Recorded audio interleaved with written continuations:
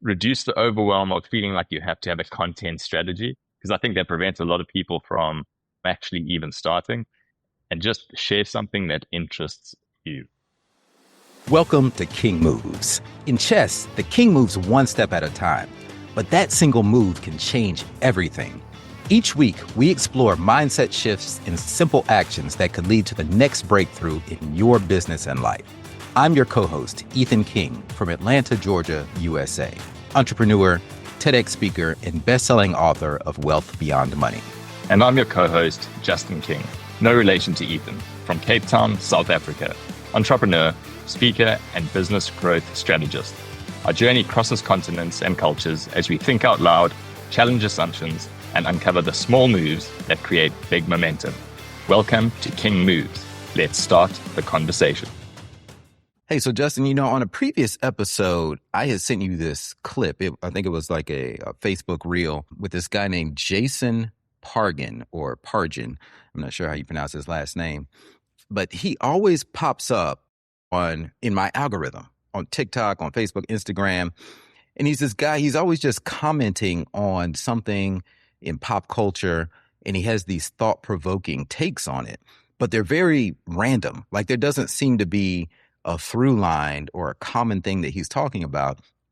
And I've been seeing him pop up on my feed for a while now. I don't know, maybe a couple of years, and I always watch his stuff. So of course it continues to pop up on my feed. But then just yesterday, I thought to myself, who is this guy? And so I actually clicked on his name, looked at his profile, and come to find out he's a very successful author. I mean, he's had several New York Times bestselling books.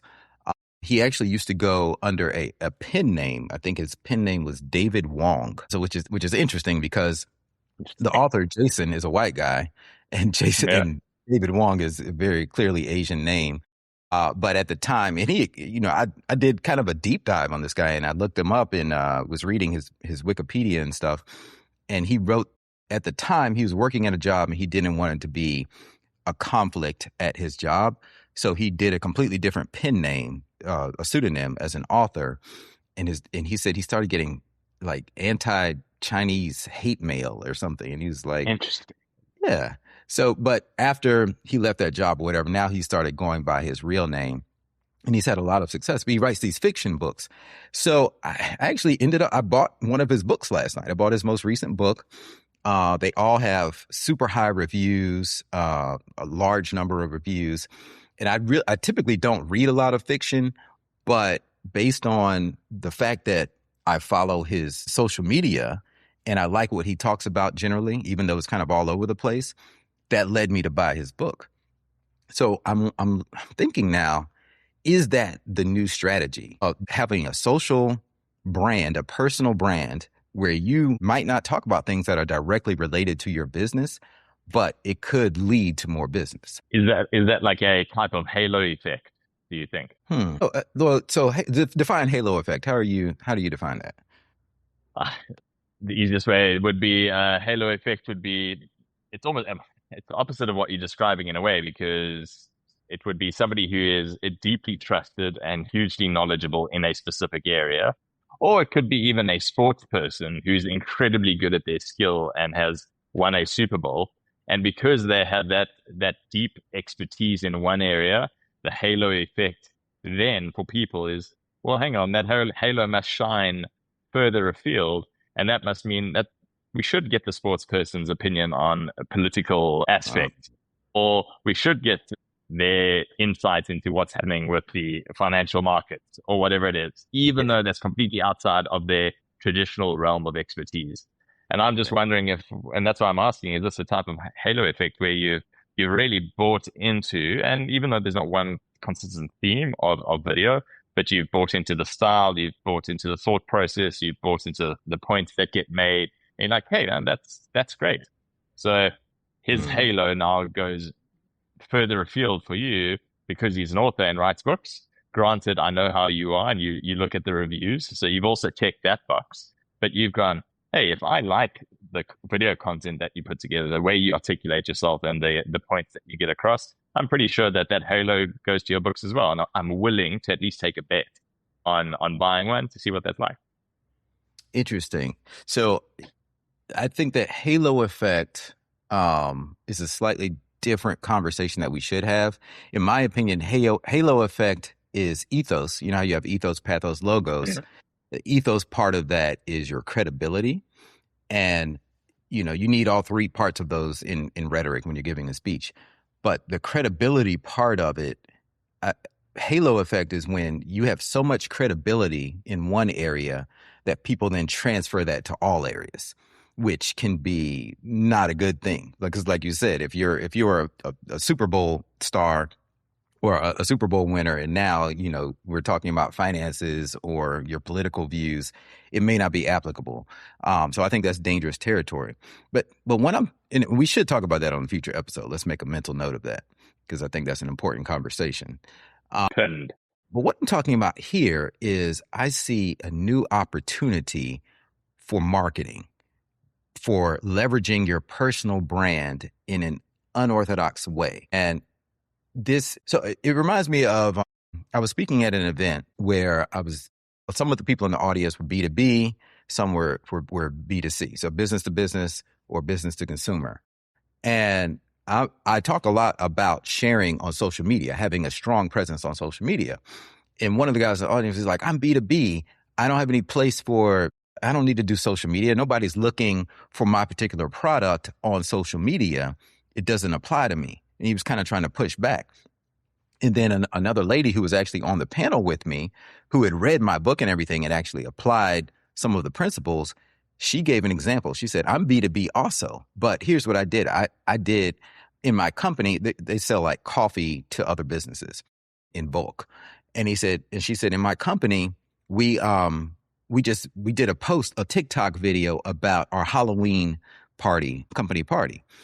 And that post ended up going viral, got hundreds of thousands of views, and it led to business of companies buying our coffee in bulk for their offices. Mm-hmm. So totally unrelated content can lead to actual business. And that's what happened here.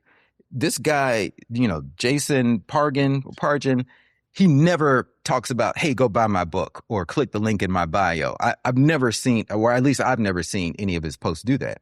He just shares his thought on something, and then that's the end of it. And then the next reel I see, he's sharing his thought on something completely different. And to the point where I've seen it over and over again, and I'm just like, who is this guy? And then you check out their profile, and then you buy the completely unrelated thing.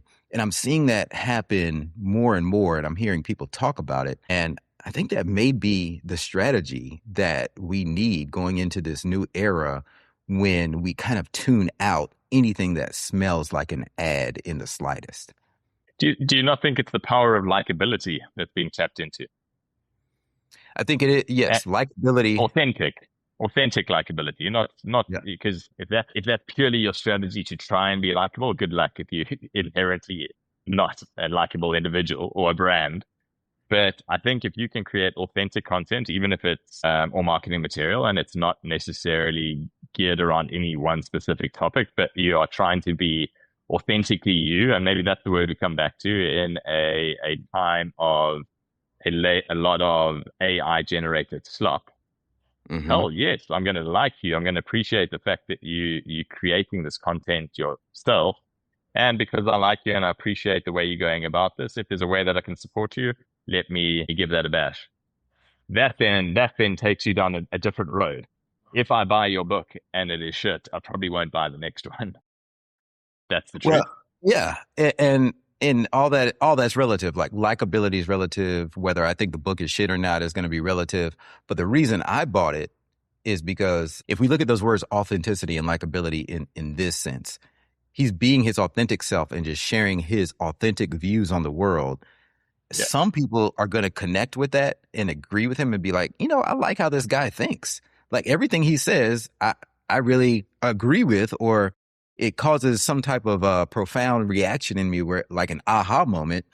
I just like how he thinks in general. This is someone I want to hear more from.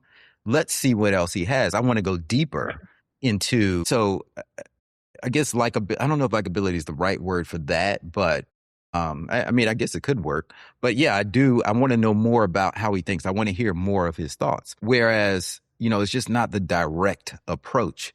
So I do Mm, think that authenticity plays a part in showing more sides of yourself. For the longest, we've been taught to focus on one thing and to have single-mindedness when it comes to publishing content. And like what you do with your newsletter, you just share your thoughts. I think that that's the right way to do it. I think that that is the current wave and the wave of the near future is to just share your thoughts authentically on different things. And then people will want to know more about Justin King and his business coaching, his leadership coaching, whatever it is, even though you may be talking about something completely different, like weights in the gym or whatever, yeah. right? Yeah. So I guess this is kind of an aha for me because I need to do more of that. If you look at my feed, I talk about AI a lot. And I even like recently, well, last year, I told my social media guy, my social media assistant, I was like, let's just focus on the AI thing because that's what I'm doing. That's what I'm Mm, speaking on. That's what my book's about. So just don't post clips of me talking about relationships or, the whole wealth beyond money thing. Right now, we're just focused on AI. But in hindsight, now I'm thinking that that's not the right approach. I think I need to share more authentically about other stuff that I'm into and my thoughts on that. I mean, mm, I'm into nerdy stuff like Marvel comics and things like that. And in the movies and the upcoming Avengers stuff and things that I do with my kids and travel and fitness, maybe I should talk more about those things, just sharing my authentic views on them. yeah. And then Yeah. people will be like, if it resonates with some people it won't, but they might just click on my bio and be like, who's this guy? What does he talk about? Yeah. And I want to learn more. Yeah. I like that. And I think it was a friend of mine, Pierre Duplessis. I think he had a talk called AI and I. Hmm. I think he had a talk or something, but that jumps up for you because what you need to speak about is AI and I. So share more about yeah your stuff, what interests you, and there'll still always be the core element of AI that you speak about, but the and I part is possibly missing. Share some of those things that are just top of mind for you. A lot of the things that made wealth beyond money a success as well. Yeah, very true. Very true. All right. Well, this is good. So, king move here. I'm going to say, and I'm going to apply this to myself. This was like a therapy session for me, Justin. So, thank you. But I'm going to share just more authentically about multiple things in my life and my opinions on them and my viewpoints, and not just operate in a silo when it comes to what I share on with the content that I share. Yeah. And from my side, I think a king move would be reduce the overwhelm of feeling like you have to have a content strategy, because I think that prevents a lot of people from actually even starting, and just share something that interests you. That's it. Yeah.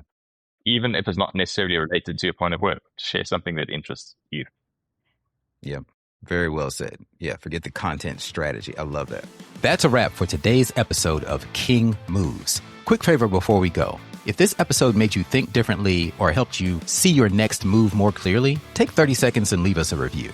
It helps the show reach leaders who need these conversations. Remember, in chess, like in business, one right move can change everything. Take today's action step, make your move, and build momentum. And if you found value in today's episode, share it with someone who's ready for the next breakthrough. Don't forget to subscribe so you never miss our weekly conversations. Until next time.